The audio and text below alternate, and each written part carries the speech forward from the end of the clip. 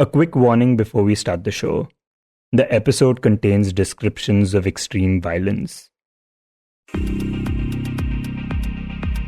Hi, I'm Shashank Bhargav, and you're listening to Three Things, the Indian Express news show.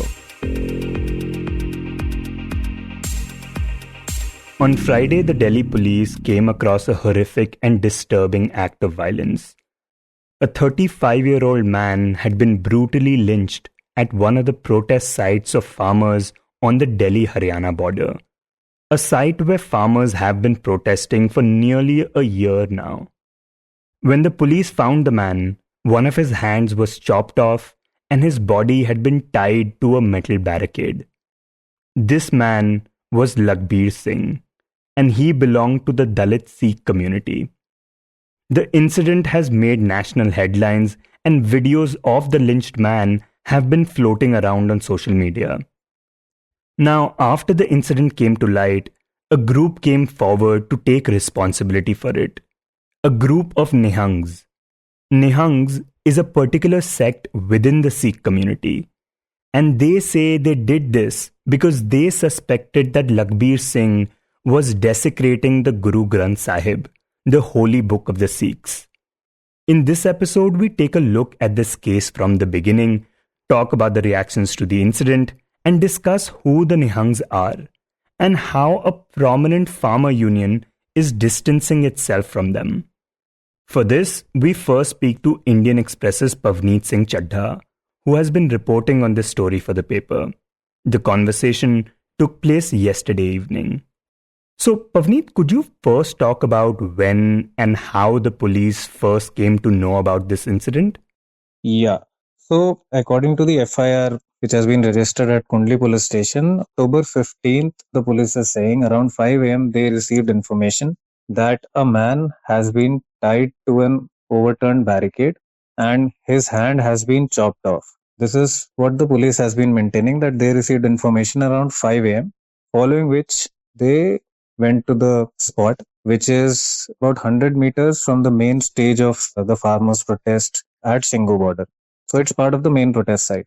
Police is saying that they reached the spot and they saw that a man had been tied to the barricade, his hand had been chopped off, his leg had also been slashed, and he had injuries all over his body. And by the time they reached, the man had died. So initially, the protesters had an argument with the police, and the protesters and Nihang Sikhs, who are the accused in this case, did not allow the police to take over the body. So there were certain discussions and parleys that happened for close to 45 minutes, where local police was having a discussion with senior leaders and some protesters at the ground. And then finally the body was handed over to the police and they took the victim to the civil hospital, where he was declared broad dead. So this all happened somewhere between 5 to 7 a.m. The people at the Singhu border told us that police did not arrive till 6:30. But in the FIR and from multiple senior police officials have maintained that they received information around 5 a.m. of this incident. And Pavneet, there have also been several videos that have been doing the rounds on social media that show the man in the condition that he was in after being lynched. Could you describe what one can see in these videos and what can we gauge from them? Yeah, so the police has not given a clear sequence of events that have happened, but from eyewitness accounts and after interviewing multiple people and after watching those videos, one can see that the Nihang Sikhs and the eyewitnesses are maintaining that the victim allegedly desecrated the holy book, which is kept at a Gurdwara, which is at the site. So in some of those videos, you can see that the protesters are questioning him, but at the same point, the moment they got hold of him, and this is a part of police investigation also, that one of the accused has mentioned that the moment they saw him running away and they alleged that he had committed an act of sacrilege, one of the Nihang Sikhs used his sword and chopped off his hand. So in those videos that came out, you can see that the victim is lying on the ground while a group of Nihang Sikhs and farmers protesters are standing over him and questioning him while his hand has also been chopped off. In another video that has emerged on social media, he is seen tied upside down to a post. So it is possible that he was tied at two places. I mean, this is what my reporting suggests. And in one of those videos, the Nihang Sikhs and protesters are accusing him of committing an act of sacrilege, and they're asking him who has sent him, what is his intention, whether he was paid, is this a conspiracy? While he is only able to mumble because you can see the blood is oozing from his chopped off arm, he is not able to say anything that is too legible apart from in one video he is pleading with the protesters to untie him and pull him down. So that is like the brutality of the incident, and just generally the fact that he was lying there and bleeding while the crowd mob had gathered around him is painting this picture of this brutal incident in which you could see the victim was being tortured, and after his hand was chopped off, his foot was slashed, then he was tied to an overturned barricade, and which is where he basically died for about 30 to 45 minutes, which is also something that a second accused yesterday told the police. So we know that the responsibility of the incident has been taken by a group of Nihangs, this warrior sect from the Sikh community. But talking about the victim, what do we know about who he was? So his name is Lakhbir Singh. He's a Dalit Sikh man from Chima Kala village in Taran district in Punjab. The protesters and Nihang Sikhs at the border told us that he came to Singhu border about 3 to 4 days before the incident. And his family has also given statement to the reporters and to the police saying that he did not hold a job. He was doing job as a laborer, and he told us that he is going to leave for the local mandi. No one in their village were aware that he had come to Singhu borders, and his family has also alleged that he did not have a lot of money with him on a daily basis. He was addicted to alcohol and drugs, and he was estranged from his wife because of his addiction issues. So the circumstances in which he came to the Singhu border that are a bit sketchy and part of police investigation. The Nihang Sikhs are saying that he was staying at the border and he had told them that he had come from Chima Kala village in Taran and he had come to the border to do seva. And for 3-4 days, the Nihangs alleged that he was doing seva, and he was basically, this is what they alleged, that he tried to gain their confidence. And the fact that they have made certain allegations to the police that this is part of a deep conspiracy, but these are the sort of sundry details that we know about the victim so far. And the other thing that has come to light is the victim's post-mortem report. What sort of details does that reveal?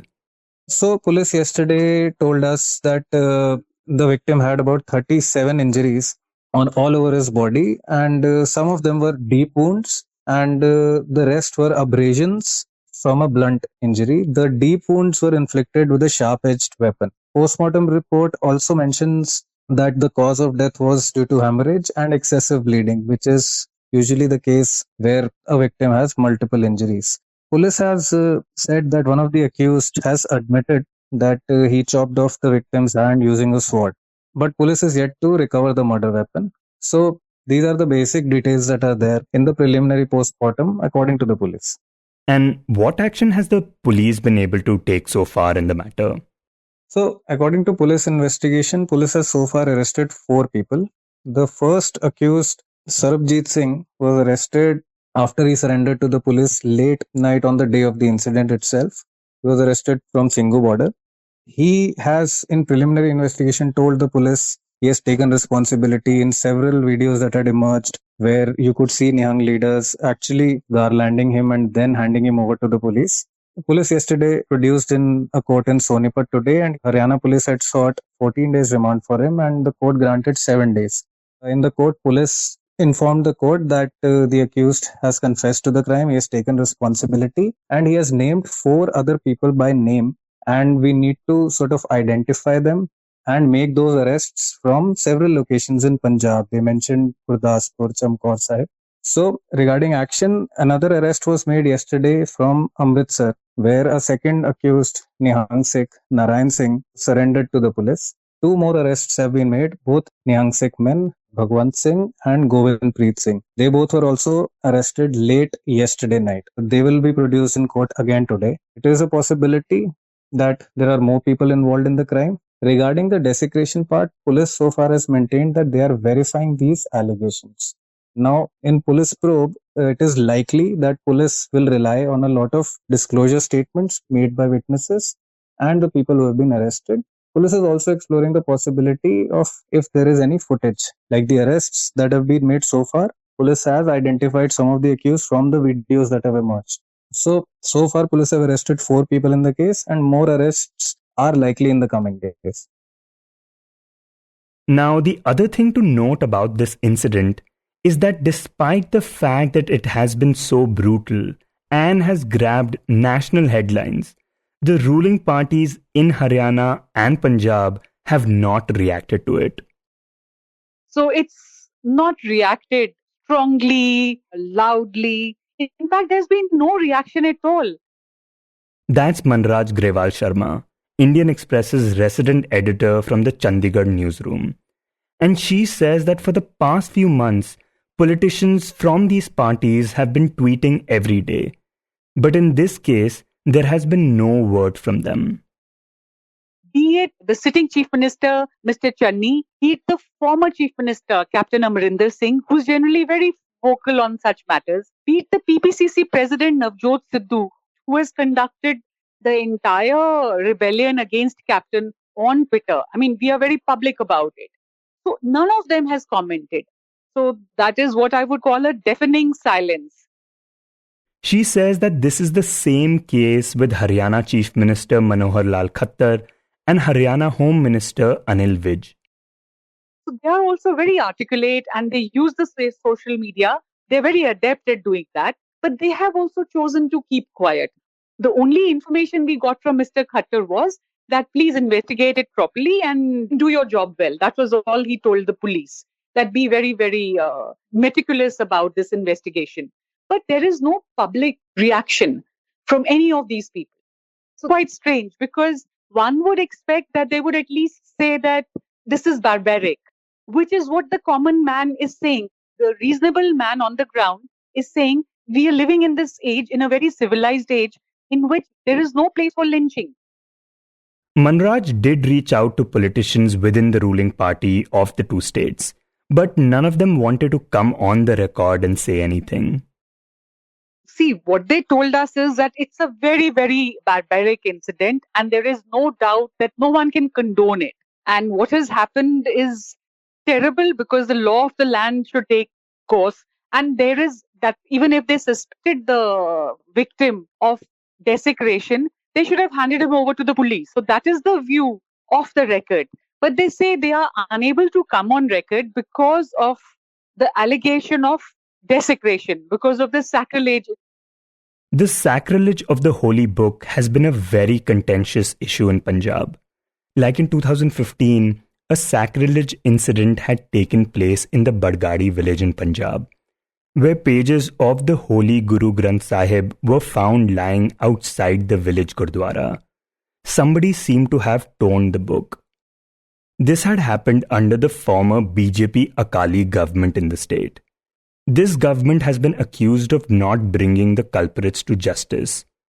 Some weeks back, when the Congress leader Navjot Singh Sidhu spoke out against his own party's chief minister, he had also brought up this very issue.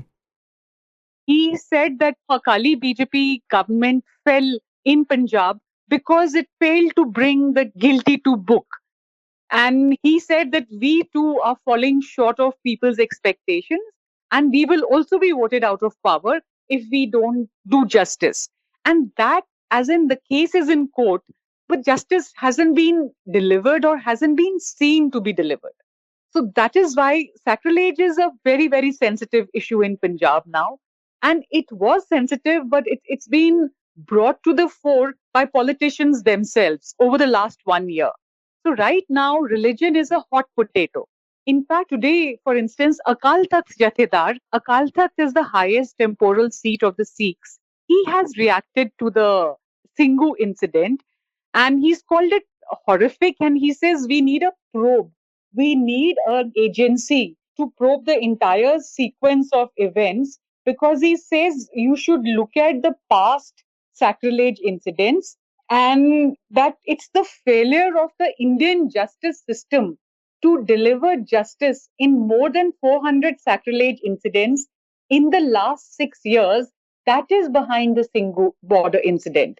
So on social media also there is this feeling that since no justice was done to any case, and as the Jathedar said, what happens in every case is that the law agencies, they say that the person involved was mentally unstable. So the punishment is seldom delivered. I mean, what he is implying is it is non-action, it is inaction in almost 400 cases, which kind of led to this terrible incident. She says that right now ruling parties don't want to react to the incident because they don't want to be seen siding with the person responsible for the alleged sacrilege. While talking about this issue, Manraj also explains the beliefs around the holy book that are prevalent in the Sikh community. For the Sikhs, Guru Granth Sahib is a living guru, and they treat the holy book like one. Every day it is laid to rest, and in the morning you do the prakash. I mean, you open the pages again. There is a proper ritual involved. So it is treated like a living God. And do any such act which hurts the book, be it tearing the pages, be it soiling the book, or we don't even know exactly what happened in this case. There are so many versions coming out. But what the Nihangs are saying is that this was a great disrespect to our Guru and we cannot tolerate it. We had rather give up our life and take a life than suffer this. So one of the persons who surrendered yesterday and who was there at the spot when the lynching took place, his children told us that earlier also he had taken an oath that if such a thing happens in his presence, he will hurt the person. Of course, there are all kinds of videos going and we cannot corroborate whether they are fake or genuine. But the crux is that I will take the law into my own hands if there is some disrespect that takes place. As we have discussed previously on this episode, a group of Nihangs have come forward to take responsibility for this brutal killing.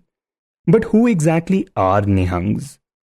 When we spoke to Kamaldeep Singh Brar, who reports on Punjab for the newspaper, he explained that Nihangs are believed to have existed since Guru Gobind Singh, the 10th Sikh Guru, founded Khalsa in the 17th century, a special group within the Sikh community. Like when Guru Gobind Singh founded Khalsa, he gave certain instructions about carry a weapon, and he also gave a dress code to the Sikhs. It was also for the common Sikhs, but there were also Sikhs who were part of the army of the Guru Gobind Singh. He says there were different sections of the army, and some of the sections later emerged as Nihangs. They wore special blue clothing and would regularly carry weapons with them. Later in the 18th century, it was the Nihangs that fought with the Mughals and the Afghans. Kamaldeep also says that the Nihangs consider themselves the army of the Akal Purakh, that is the Almighty. And they only, ideologically, according to their concepts, they only work and fight for the Akal Purakh. And they do not believe in any materialistic form of government or any state found by men or women. So they only believe in the state of Akal Purakh Almighty. Now, Nihangs have in the past been involved in similar incidents of violence. Like last year, when a group of Nihangs clashed with the local police in Patiala in a vegetable market. And in that clash, hand of one police official was chopped off. And there was also a clash in Taran where they had clashed with police, and again two Nihangs were killed in that incident after police alleged them for attempt to chopping off arm of one of the policemen. After that, they were killed in an encounter. And there may be a couple of other small incidents like this, which may have happened over the last 1 or we can say 1.5 years, in which Nihangs were involved. Kamaldeep does, however, note that these are isolated incidents of violence, and one cannot generalize anything on the basis of this. Like he says that in Punjab, if a Nihang was traveling in a bus or a train, many people would feel safe traveling by it, thinking that if something were to happen, the Nihang would take care of it. Plus, now Nihangs form a fairly small community within the larger Sikh religion. Now, coming back to talking about the killing of Lakhbir Singh, the incident has cast a shadow over the farmers' protests that are about to complete a year. A day after the incident took place, things appeared a bit tense at the Delhi borders. According to Indian Express's Amil Bhatnagar, who had visited the area, the farmers were divided on the incident. While some condemned it, saying that the killing was not justified, others said that insulting their religion could lead to any kind of result, but added that the incident was unfortunate. Meanwhile, the Sanyukt Kisan Morcha or SKM, which has been at the forefront of the farmers' protests, has tried to distance itself from the Nihangs. Rakhi Jagga, who has been covering the farmers' protests for the paper, tells us about it. The SKM leaders were very quick to talk to me, and they said that they have no connection with the Nihangs, the ones who killed this man. And they said their tents were away from the Singhu border. And they had been telling them a number of times to leave that place, but because of the religious sentiments of people involved in that, they were not very forthcoming in telling them. But otherwise, they said that they have no connection with them, and they condemn this incident, and they are ready for any kind of support which is needed by the police in the investigation. Plus, she says that they also fear that the incident will hurt their movement and the overall protests. There's one leader, Jagmohan Singh Patiala. He's the General Secretary of Bharati Kisan Union Takonda, and he's a member of SKM as well. And he said that this incident has caused a dent in their ongoing farmers' movement. But otherwise, at the same time, they are time and again saying that this is a temporary phase. And once again, they are blaming BJP for this. They said it's a conspiracy. BJP had given some complaints to the DGP Punjab that the farmer unions, they should not burn the effigies of Prime Minister Narendra Modi, Home Minister and other BJP leaders on the Shara Day, that would hurt the Hindu sentiments. And they said that on one hand, they had given this complaint to the DGP, and they had postponed the effigy burning program from 15 to 16. And on the other hand, this sort of incident happened on 15th, the Shara Day. And then once again, they are saying that it's a conspiracy and it needs to be investigated, although they are not even taking sides of Nihangs as well. She says that SKM also alleges that in the past, there have been 4 incidents where the Nihangs have injured people over petty issues, and that SKM has had to pay for their treatment. One SKM leader told her that after those incidents, they even went and told them to park the tents elsewhere or at least move away from the main protest stage. But the Nihangs didn't listen. Although they are saying that they have no connection with the Nihangs, their tents are separate, and this Nihangs have nothing to do with the farmers' movement. It's connected to the religion, and the farmers' movement has nothing to do with religion. But at the same time, the Nihangs used to often come on the stage of the Singhu and address people as well. And there are video footages to prove that the Nihang leaders, they used to come, not very frequent, but they used to come off and on at the Singhu border stage to address people. Despite their attempts to distance themselves, Rakhi says that there is more evidence to prove that Nihangs were in fact in close touch with SKM. There is one farmer leader, Ruldu Singh Mansa. He's the president of Punjab Kisan Union. Ruldu Singh had spoken something against Jarnail Singh Bhindranwale, and after that he was issued threats from the Nihangs. So the Nihang said that Ruldu Singh should not speak from the stage, and SKM had suspended Ruldu Singh for 15 days. And they are saying that they have no connection with Nihangs, and at the same time they had suspended Ruldu Singh at the behest of Nihangs. And Ruldu Singh's tent was also attacked by unknown persons. Luckily, he was not in that tent. Another thing which proves that they were in connection with the Nihangs is that although they were staying at some distance from the Singhu stage, but they were using power of the nearby area residents for various works. So there was a power bill of nearly 70,000, which was paid by SKM. Although SKM said that we won't be paying any more power bill, this is the first or the last one which we are paying, but they paid that bill. And these Nihangs, they have horses as well with them, and they need food for the horses, black grams or so. So they regularly used to get those black grams or a ration for the langar or so from the SKM's rations, the donated ration of SKM. You were listening to Three Things by The Indian Express. Today's show was written and produced by me, Shashank Bhargav, and was edited and mixed by Suresh Pawar. If you like the show, then do subscribe to us wherever you get your podcasts. You can also recommend the show to someone you think will like it, share it with a friend or someone in your family. It's the best way for people to get to know about us. You can tweet us at Express Podcasts and write to us at podcasts@indianexpress.com.